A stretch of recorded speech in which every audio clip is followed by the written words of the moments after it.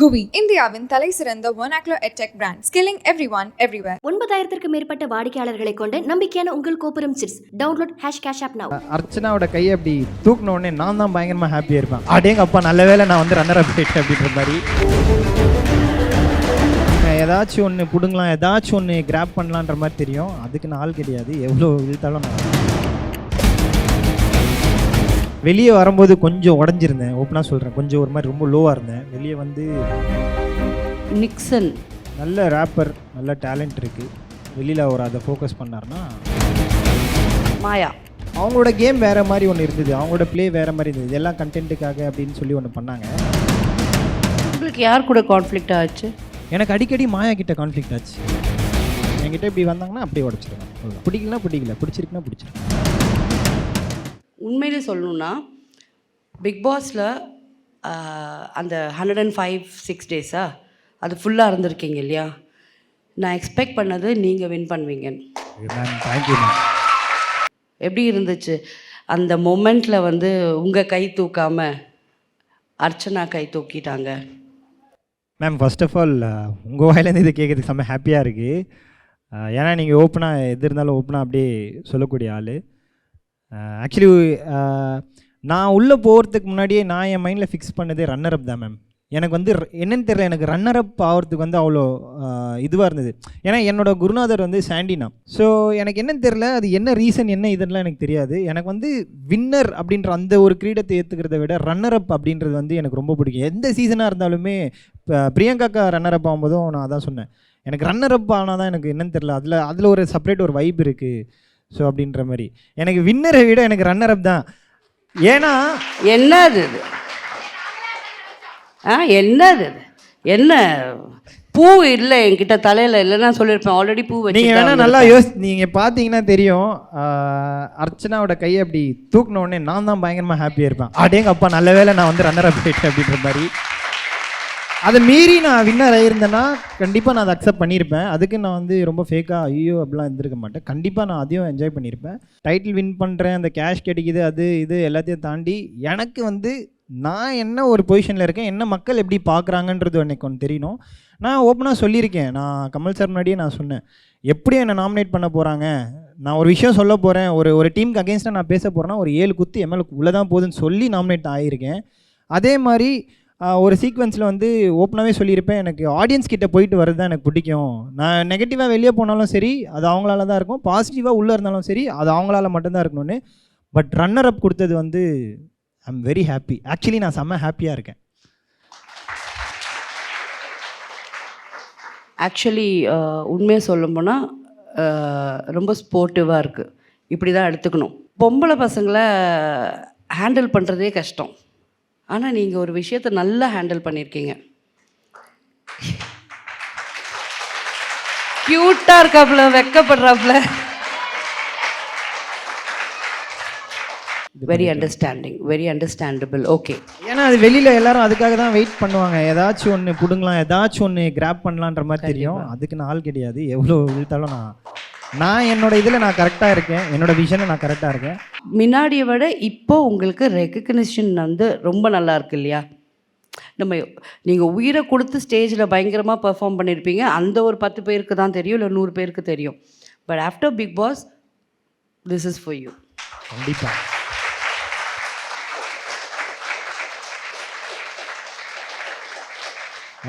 வெளியே வரும்போது கொஞ்சம் உடஞ்சிருந்தேன். ஓப்பனாக சொல்கிறேன், கொஞ்சம் ஒரு மாதிரி ரொம்ப லோவாக இருந்தேன். வெளியே வந்து திடீர்னு ஒரு என்ன சொல்கிறது, ரொம்ப உள்ளே அழுதுட்டேன். நான் உள்ளே பண்ணது சரியா தப்பா, நான் என்ன ஸ்டேட்டில் இருக்குன்றே எனக்கு தெரியாது. வெளில வந்தால் தான் எனக்கு தெரியும். ஸோ அதனால் பயந்துட்டே வந்த ஒரு மாதிரி வந்து நான் என்ன இதில் இருக்குன்றது தெரியணும். அண்ட் வெளியில் வந்து ஒன்ஸ் இந்த மொபைல் ஓப்பன் பண்ணது வந்து எப்படியும் ஒரு 2-3 டேஸ்க்கு அப்புறம் தான் மொபைலே கையில் எடுத்தேன். அது வரைக்கும் ஃப்ரெண்ட்ஸ் தான் எல்லாமே பார்த்துட்டு இருந்தாங்க. பட் நன்னோடில் எடுத்துகிட்டு வந்து இவங்க பேசணும் அவங்க பேசணும்னா, நான் என்ன அவ்வளோ பெரிய ஆளா, யாரா, ஏன் சொல்லுங்கள் அப்படின்னு இந்த மாதிரி ஜென்யூன் ஜென்டில்மேன். எனக்கு ரொம்ப ஆர்வமாக இருந்தது. ஃபோனை காட்டுங்க, நான் என்ன தான் பார்க்குறேன், என்னெல்லாம் வந்திருக்கு அப்படின்னு சொல்லி ஓப்பன் பண்ணி பார்த்தேன். மேம் அந்த டே வந்து மறக்கவே முடியாது மேம். அதை எப்படி சொல்கிறேன்னு தெரியல மேம், எமோஷ்னல் தான் ஆகிறேன். நான் டான்ஸராக இருக்கும்போது போயிட்டு ஜாலியாக இருக்கும், எல்லாம் ஃபோட்டோ எடுப்பாங்க, எல்லாம் இது பண்ணுவாங்க, ஆடணும், ஒரு கெத்து இருக்கும், வா சூப்பர் எல்லாம் ஓகே. பட் இப்போ இருக்கும்போது யூஆர் ட்ரூ ஜென்டில்மேன், நீ ஒரு ஜெம், நீ என்ன ஃபீல் பண்ணேன்னு எங்களுக்கு தெரியும், நீ எவ்வளோ உண்மையாக இருந்தேன்னு எனக்கு தெரியும் அப்படின்னு சொல்லும்போது எனக்குள்ளே என்ன ஓடுதுன்றதை அவங்க புரிஞ்சுக்கிட்டாங்க. அண்ட் நாங்கள் உங்களுக்காக நிற்கிறோம் அப்படின்னு சொல்லும்போது வேறு என்ன மேம் வேணும்? நிஜமான உண்மை சத்தியம், அவ்வளோ கனெக்ட் ஆயிருக்காங்க, அதுதான். ஸோ அவ்வளோ ஒரு கனெக்ஷன் இருந்திருக்கு நீங்கள் உள்ளே இருந்திருக்கும் போது மக்களுக்கு, இல்லையா? ஆமாம் மேம். குட், தேங்க்யூ மக்களே. அண்ட் நீங்கள் வந்து டீம் ஏவா பியா? டீம் பிங்க, அவங்களுக்கே தெரியும். இல்லை எனக்கு தெரியாதம்மா. ஸோ நைஸ், எவ்வளோ டக்குன்னு டீம் பின்றாங்க. அவங்களெலாம் தெரியும். சரி, டீம் பியில் தான் அர்ச்சனாவும் இருக்காங்கல்ல. அவங்க டீம் பியா ஏன்லாம் தெரியாது, அவங்க மட்டும் தனி. அவங்க வந்து தெரிலங்க, அவங்க டீம் பின்னும் சொல்ல முடியாது, டீம் ஏனும் சொல்ல முடியாது, டீம் சின்னே வச்சுக்கங்களேன், எனக்கு தெரில. அது அவங்ககிட்ட தான் நீங்கள் கேட்கணும். Oh, team C come on, super. Okay, நீங்கள் நினைக்கிறீங்களா அது வந்து ஃபேர் ஜட்ஜ்மெண்ட் அவங்க வின் பண்ணது அப்படின்னு? So what ever it is you have to say. நான் ஃபஸ்ட்டு வந்துடக்கூடாதுன்னு நினச்சேன் மேம், அதனால மேம் ஹாப்பி. ரொம்ப டிப்ளமேட்டிக்காக பேசுவேன். என்னப்பா?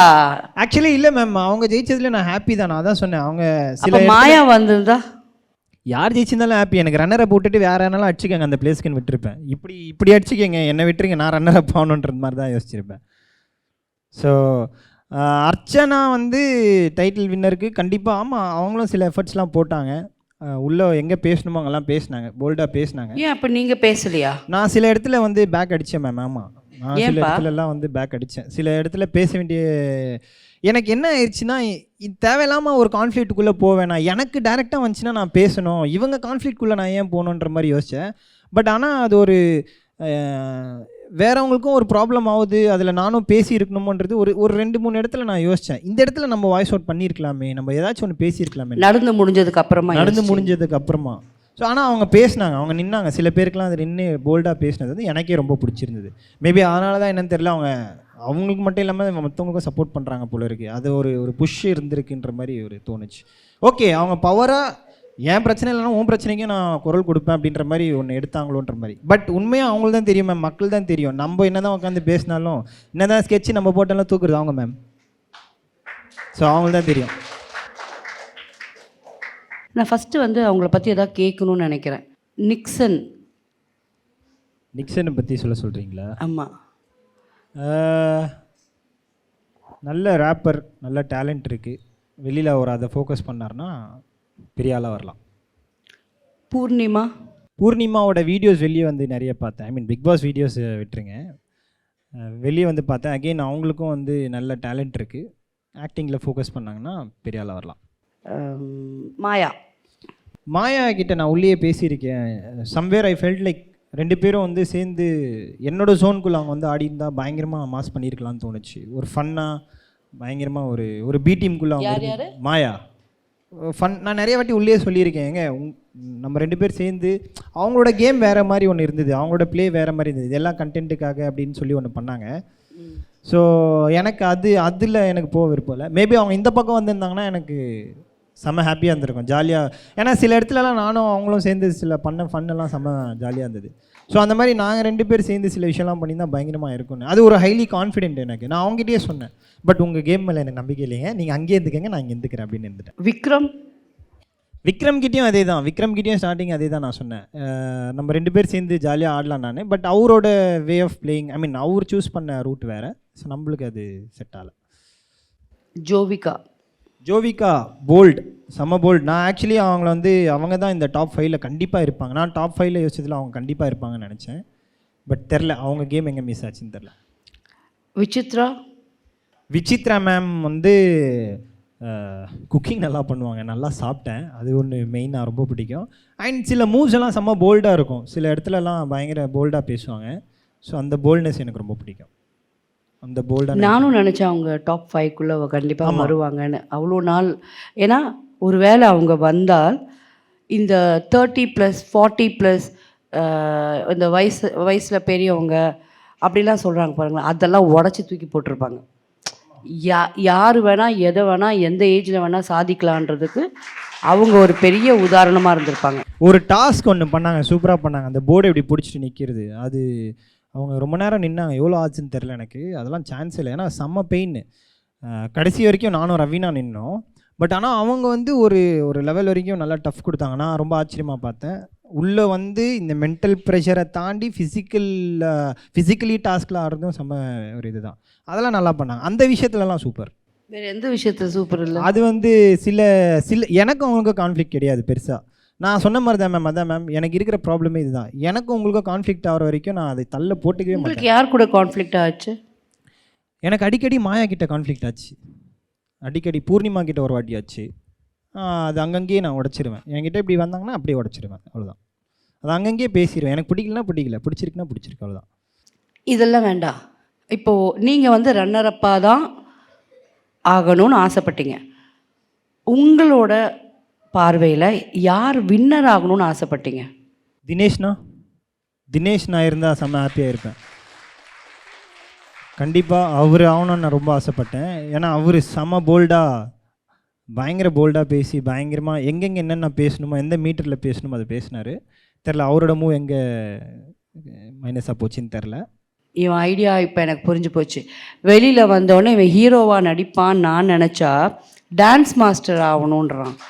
ஏன் நான் சொல்கிறேன், நெக்ஸ்ட்டு பிரபுதேவா ஆக போகிறான்.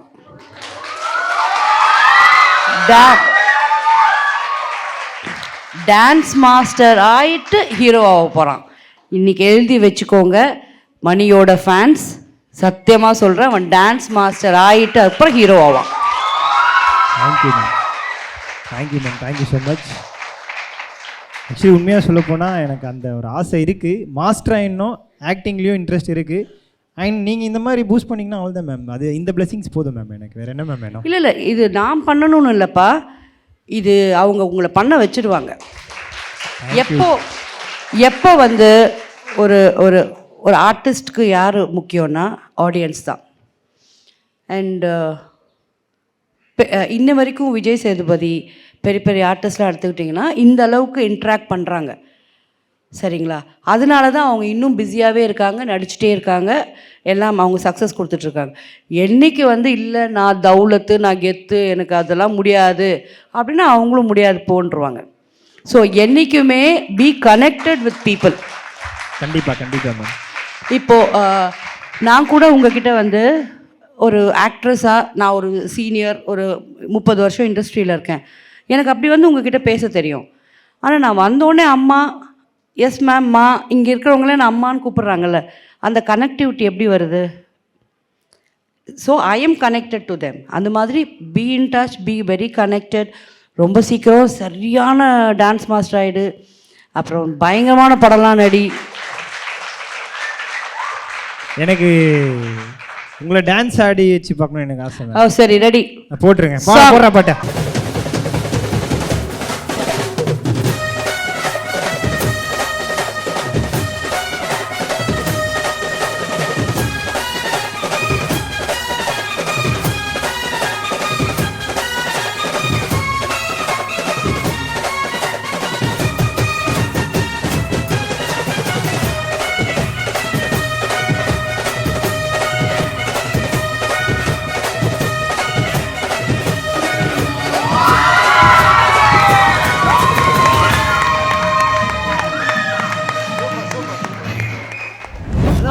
வேணுமா வேணாமா அந்த ஃபேமிலி டான்ஸ்?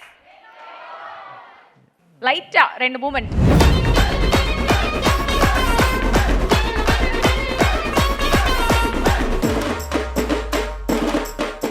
GUI, இந்தியாவின் தலை சிறந்த vernacular edtech brand, skilling everyone, everywhere. 9,000க்கும் மேற்பட்ட வாடிக்கையாளர்களை கொண்ட நம்பிக்கையான உங்கள் கோபுரம் chits. Download #cash app now.